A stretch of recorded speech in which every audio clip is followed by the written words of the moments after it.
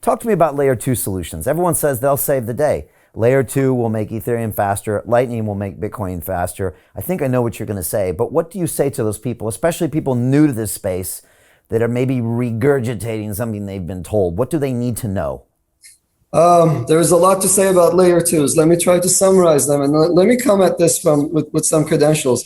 So I built the world's fastest layer two system. It's called T-Chain, and it still is the world's fastest. It uses hardware support. That's where it gets the speed from. So I know a lot about layer twos, and I've thought a lot about layer ones, obviously.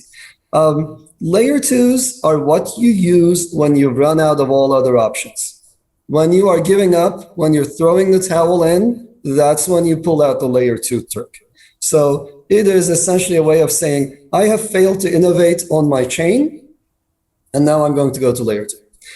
There are lots of downsides to layer 2 solutions. First of all, if you're trying to use them for payments, they're limited in capacity, and they also have privacy issues. If you're trying to do layer 2s for smart contracts, then you're giving up a lot of value to some centralized party.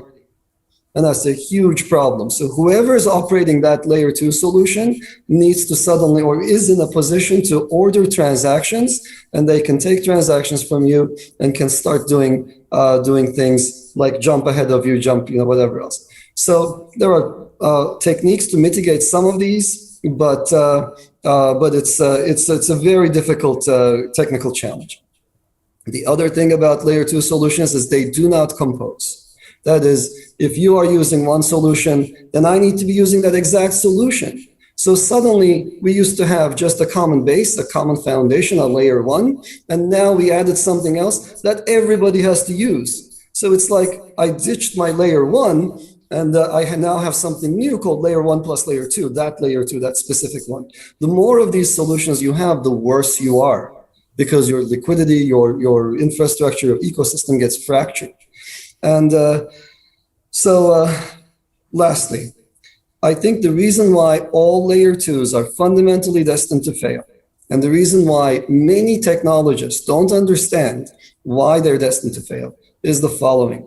They overlook a fundamental feature, a fundamental service that layer 1s provide, and that is the rendezvous service. I can interact with you without knowing who you are. Layer 1's purpose is to bring unknown parties together. Layer 2s don't achieve that property. They're discombobulated. It's hard to find your counterparty. It's hard to find what it is that you seek because there are so many of them, and because they fracture the space. So if you mess with rendezvous, you take away from the fundamental value proposition of blockchains, and therefore they're undesirable. So that's my short series of rants. I tried to make it as concise as possible, but they're not here. They're going to be here to stay, but they're not here to solve a problem in any long-standing fashion.